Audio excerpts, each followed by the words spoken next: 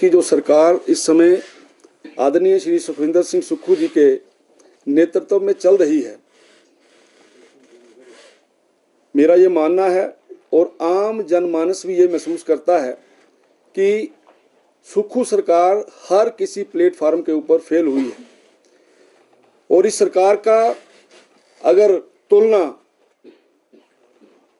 पाकिस्तान में जिस प्रकार से आप दूरदर्शन के ऊपर, टेलीविज़न के ऊपर देखते हैं कि किस प्रकार से झूठी खबरें फैलाता है, झूठी बातें करता है जिसको आम जनमानस मानता है, उसी प्रकार से हिमाचल प्रदेश के अंदर भी आज परिस्थितियां इसी प्रकार की बनी हुई हैं।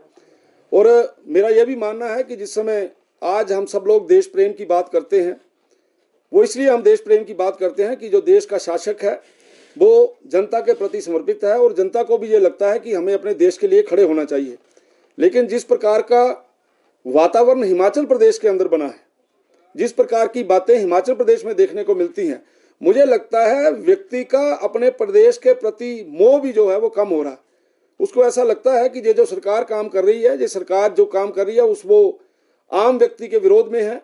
और उसी के संदर्भ में मैं कुछ बातें आपके बीच में रखना चाहता हूँ।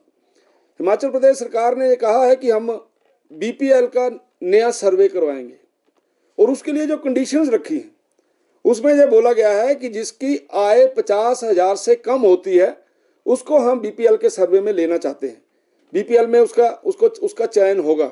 और आपके ध्यान में रहे कि पूरे हिमाचल प्रदेश के अंदर जो व्यक्ति बीपीएल में नहीं है उस व्यक्ति की आय 50,000 से कम ना तो विभाग लिख रहा है, ना पटवारी लिख रहा है, ना प्रधान लिख रहा है। वो कहते हैं पहले आप बीपीएल में होंगे तभी आपकी आय जो है वो 50,000 से कम लिखी जाएगी। तो इस प्रकार का तुगलकी फरमान जो सुखविंदर सिंह सुक्खू जी की सरकार ने दिया है, मुझे लगता है उनके ध्यान में यह विषय है या नहीं है, क्योंकि ये पर्टिकुलर डिपार्टमेंट ने इसको सारे को किया है। मुझे लगता है इसकी तरफ ध्यान देना चाहिए। पहले ये बोला गया था कि हमारे समय में 2 हेक्टेयर भूमि जो है वो पात्र व्यक्ति के पास होनी चाहिए, उस भूमि को भी 1 हेक्टेयर कर दिया। पहले ये होता था, अभी किसी व्यक्ति ने एक मकान बनाया हुआ है किसी स्कीम के अंतर्गत, उस व्यक्ति को भी अब बीपीएल में नहीं लिया जाएगा। और पिछली जयराम ठाकुर जी की सरकार में अगर किसी के पास कोई बड़ा मकान है उसको हम बीपीएल के दायरे से बाहर रखते थे। मुझे ऐसा लगता है कि इस प्रकार के जो तुगलकी फरमान हैं इसके ऊपर सरकार को ध्यान देना चाहिए। और यह भी देखा गया है कि जो पंचायती राज सिस्टम के अंदर पंचायतों की शक्तियों को कम किया गया है, वो शक्तियां जो है वो अधिकारियों को दे दी गई हैं।